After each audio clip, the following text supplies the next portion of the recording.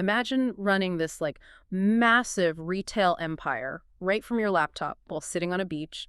You're pulling in 50% margins, and you have literally never once touched a single cardboard box. Yeah, it sounds completely made up, like a late-night infomercial scam or something. Exactly. But it's actually the holy grail of modern e-commerce. Yeah. Because usually when we talk about retail, we picture this inescapable physical reality, right? Totally, the heavy lifting. Right. You buy 1,000 units of some product, you stack them up in your garage, you tie up all your capital, and then you spend your entire weekend dealing with the squeak of packing tape and like standing in endless lines at the post office. Yeah, it's exhausting. I mean, the traditional friction of moving physical goods just requires this enormous amount of upfront capital and logistics. You're essentially uh, predicting the future, just hoping people will actually buy those 1,000 units you already paid for. Which is exactly why the inventory-free dream is so incredibly appealing. You only buy the product after the customer has already paid you for it. So today, for this deep dive, we are pulling apart exactly how that's being done at the highest levels right now. Right, and it's a perfect time to look at this. Yeah, we're looking at the two heavyweight champions of inventory-free sourcing. So that's Shopify Collective and the classic ecosystem of dropshipping apps. It's such a fascinating landscape because, while these two models basically promise the exact same outcome, selling products you don't physically hold, they go about achieving it in fundamentally opposite ways. Totally different philosophies. Exactly. They cater to entirely different business strategies. And look, whether you are actively building an e-commerce side hustle, or maybe you consult for an established brand, or honestly, if you're just insanely curious about the invisible machinery powering the digital storefronts you buy from every single day, this deep dive is your shortcut to the inside track. Yeah, understanding the mechanics of these fulfillment methods, it really completely changes how you view almost every targeted ad or digital storefront you interact with online. You start seeing the matrix, right? Like who is actually holding the goods. So we're going to map out the core differences between these ecosystems, look at the strict bouncers guarding the door to entry, expose the actual math behind profit margins, and break down the uncomfortable reality of shipping times. Plus, how the smartest operators are combining both models. A lot to cover, but it's crucial stuff. Okay, let's unpack this. Before we can even get into making money, we need to understand where these products are coming from, right? And who's actually allowed to sell them. Right, the sourcing. Yeah. So think of Shopify Collective like this incredibly exclusive, highly curated VIP boutique. It's a closed network. You have these vetted, established brands that are essentially agreeing to sell each other's goods. Very curated, very safe. Exactly. But on the other hand, the dropshipping apps are like stepping into this massive, sprawling global bazaar. I mean, you have access to millions of items from thousands of anonymous factories just waiting for you to put them in your digital window. And that bizarre side of things, the classic dropshipping acts, that's where most people start, basically because of the sheer volume of options. Just millions of products. Literally millions. And if you look at the major players dominating the space right now, they each serve a slightly different function within that global market. So first you have DSers. This is a massive player, heavily focused on automation for giant marketplaces like AliExpress and 1688. Wait, okay, I know AliExpress, but what is 1688? Ah, right. That is a crucial piece of the puzzle. So 1688 is basically Alibaba's massive domestic wholesale platform inside China. It's where the local Chinese merchants buy their goods directly from the factories. Oh, wow. So you're skipping the middleman entirely. Exactly. Hmm. DSers gives international sellers a highly automated bridge to those core factory prices, which is why it's so popular for just sheer scale and rapid importing. That makes a lot of sense. You're tapping directly into the global manufacturing floor. Right. Then you have an app like AutoDS, which shifts the focus a little bit. They lean into top-tier suppliers based in the US and the EU.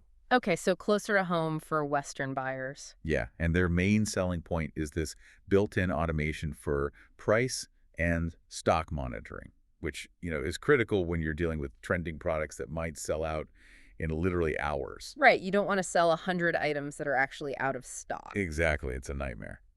Third is Spocket. They also concentrate heavily on US and European sellers, but they bring in suppliers from places like Brazil and India too. And a major differentiator for Spocket is they negotiate wholesale prices with no minimum order quantities, and they allow for branded invoicing. Oh, nice. So the customer actually gets a packing slip with my store's logo on it rather than like a generic invoice with Mandarin characters. Yeah, exactly. It helps maintain the brand facade. That's a really nice touch for the illusion of holding inventory. It really is. And finally, there's Zendrop. They've positioned themselves very specifically as a direct, higher quality alternative to those giants like AliExpress, Temu, and Alibaba.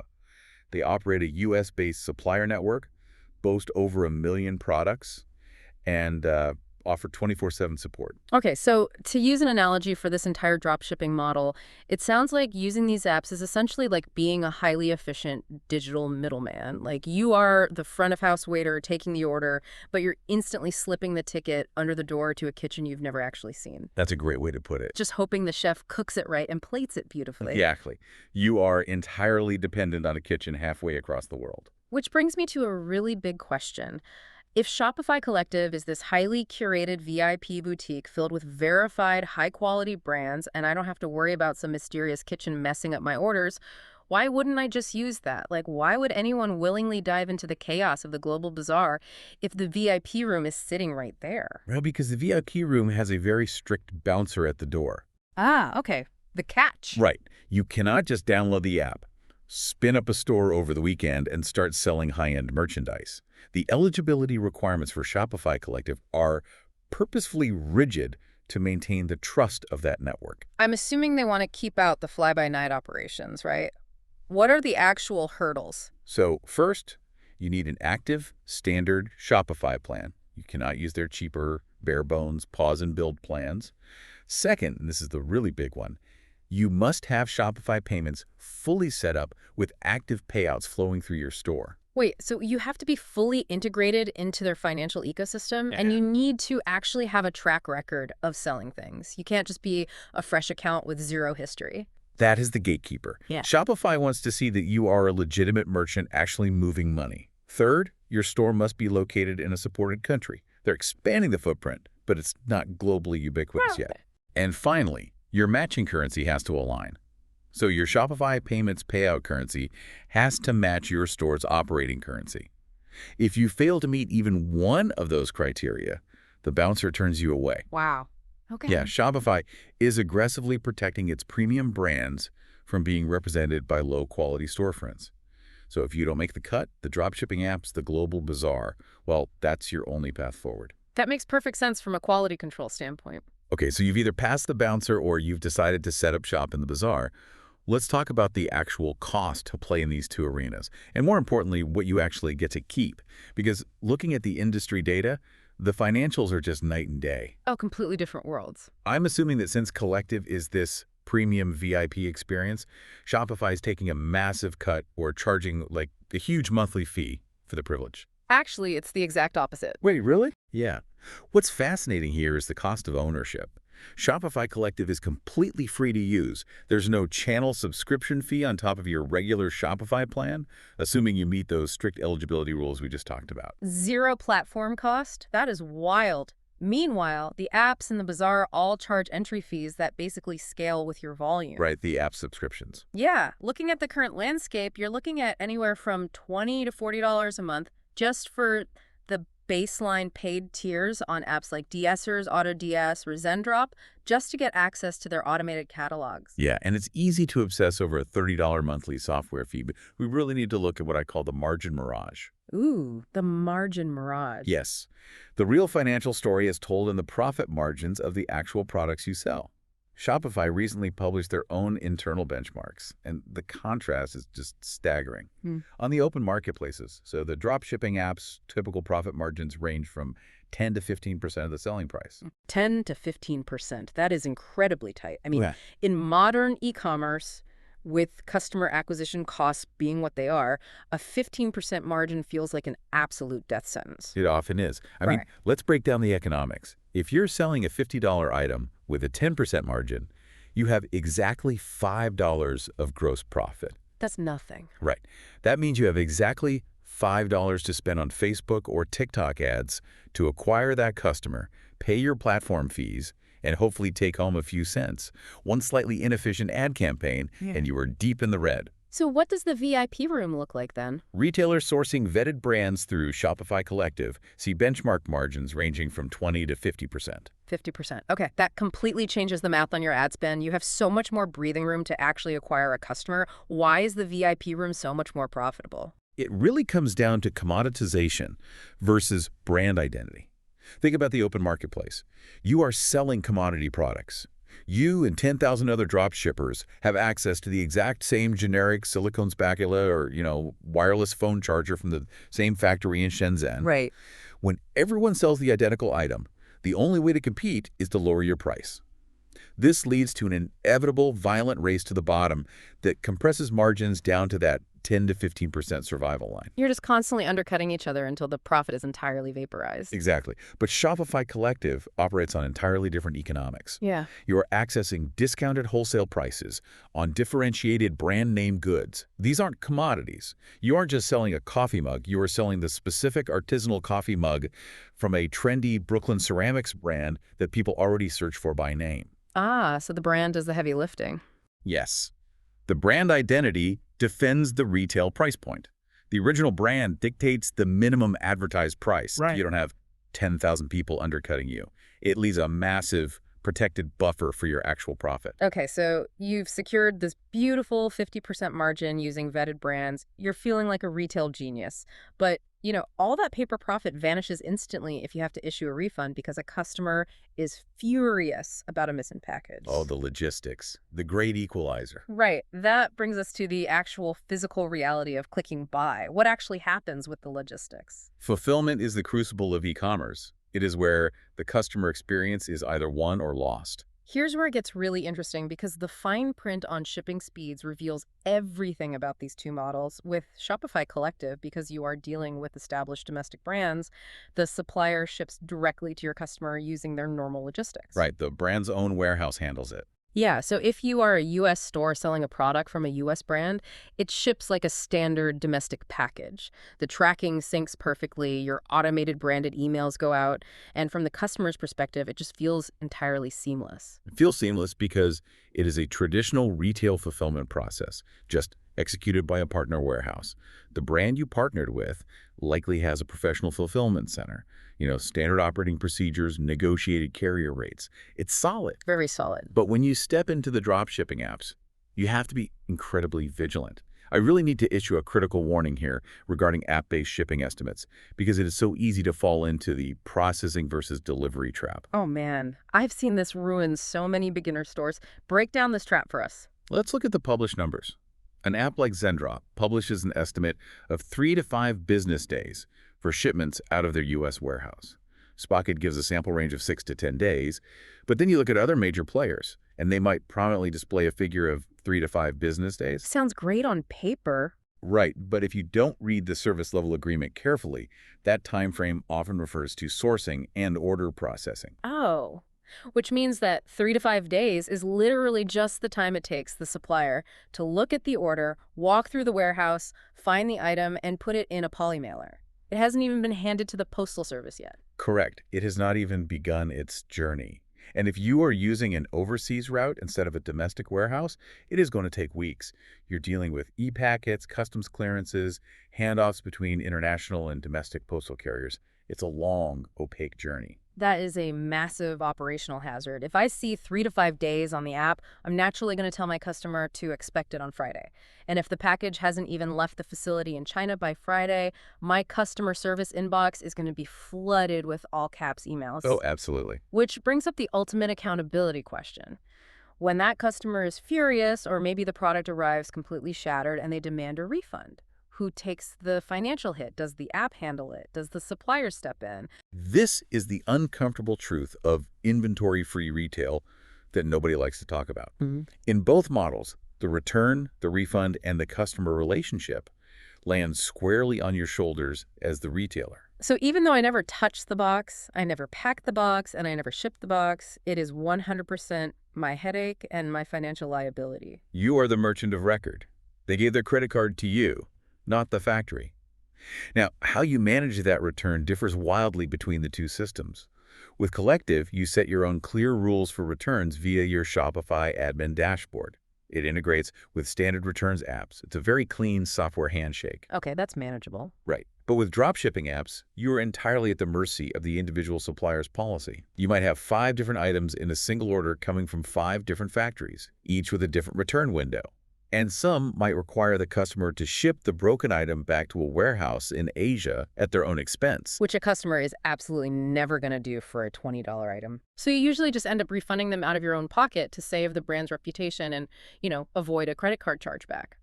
In many dropshipping scenarios, yes. The retailer simply eats the cost of the goods and issues a refund without requiring a physical return. It's just the cost of doing business in the bazaar. Wow. So we've painted these as 2 very distinct, almost combative paths, right? The premium, high-margin VIP boutique versus the chaotic, low-margin global bazaar. But looking at how the top tier of the industry actually operates right now, the smartest retailers aren't treating this like a mutually exclusive choice at all. No, not at all. If we connect this to the bigger picture, the realization is that these are simply separate sourcing channels. They're tools in a tool belt, not competing ideologies.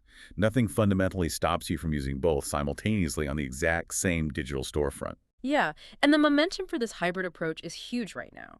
Shopify reported a 300% year-over-year increase in retailers using Collective recently. The catalog of premium suppliers is getting incredibly deep, which just opens up some brilliant strategic plays. How does a retailer actually execute a hybrid strategy? There are 2 specific tactical patterns we see emerging right now. The first pattern is anchor with an app, add Collective. In this scenario, you use the vast, cheap catalog of a dropshipping app for rapid market research. How so? Let's say you want to sell kitchenware. You spin up ads for 5 different cheap, generic matcha whisks from the bazaar to see if your audience actually clicks and buys. You are basically using dropshipping to cheaply test demand. So you just throw a bunch of cheap ideas at the wall to see what sticks, without committing to a premium brand relationship. Precisely. Once the data proves that your audience loves matcha accessories, you drop the generic bazaar supplier, go into Shopify Collective, and secure a partnership with a premium, vetted Japanese tea brand to sell their $60 high-margin whisk. You use the apps to find the winning category and Collective to fulfill it long-term with trust and quality. That is brilliant. The bazaar acts as your R&D department, and the VIP room becomes your flagship product line. What's the second hybrid pattern? The second is the reverse. Start on Collective, bolt on an app. You launch your store lean and mean. You use the highly curated, free-to-use Collective catalog to build a beautiful, trustworthy brand aesthetic from day one. You establish a reputation for selling incredible products with fast domestic shipping. Right, build the trust early. Exactly. Then, as your traffic grows and you realize you need to rapidly widen your assortment to offer cheaper add-on items, maybe you want to offer generic cleaning cloth alongside those premium coffee mugs you bolt on a dropshipping app to fill in the low-cost gaps in your catalog. So you establish the brand trust and the high-ticket items first, then scale the volume and variety with the apps later. Yes. But, managing orders that are routing to a boutique in Brooklyn and a warehouse in Shenzhen at the exact same time, that sounds like an administrative nightmare. It definitely can be, which brings us to the golden rule of running a hybrid model. If you run both channels, you absolutely must maintain a single source of truth for your inventory and your fulfillment status. You need robust software tracking everything centrally. Because if you don't, you will end up selling products that are out of stock in China while simultaneously undercharging for shipping from the U.S. Orders will fall through the cracks, your tracking numbers will desync, and the entire illusion of your seamless retail store will just collapse. Oof. So what does this all mean?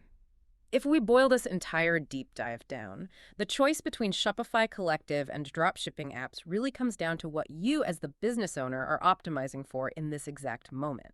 Right. If you're brand-led, you meet the strict eligibility requirements, and your strategy relies on high margins, domestic shipping, and curated quality, Collective is your zero-fee starting line. Yep. But if you need massive global selection, the ability to rapidly test bizarre product niches, and access to the lowest possible unit cost, the dropshipping apps are your engine. And the true masters of modern e-commerce are just using whichever tool fits the specific product they're trying to sell that day. It really is about deploying the correct logistical leverage for the specific job. But, looking at the trajectory of all this data, it leaves me with a lingering, somewhat philosophical question about the future of commerce itself. I am always here for the existential e-commerce theories. Where does this all lead? Well, consider this. If Shopify Collective continues to grow at 300% a year, The logical endgame is that eventually every successful online store is just seamlessly cross-selling every other successful store's vetted products. Right, the inventory becomes completely decentralized and shared. Exactly. And if that happens, what happens to unique brand identity? Does the traditional concept of an e-commerce store disappear altogether? Are we moving toward a future where online retailers are no longer creators of unique products, but simply digital curators, whose only real job is to build the best, most aesthetically pleasing playlists of other people's merchandise? Wow, from store owners to product DJs. Right. That completely reframes how you value a brand. I mean, the value is no longer in what you manufacture. The value is entirely in what you choose to display and the specific audience you can gather around that display. It makes taste and curation the most valuable commodities on the internet. And in a world of infinite automated inventory, human curation might be the only thing left that actually defends a profit margin. That is a fascinating thought to leave on. Thank you for joining us on this deep dive. As you go out and browse your favorite online stores this week, take a second to look past the beautiful photography and the slick ad copy. Ask yourself, who is actually putting this item in the cardboard box? And more importantly, whose kitchen is really cooking the meal? Keep questioning the machinery behind your digital shopping carts.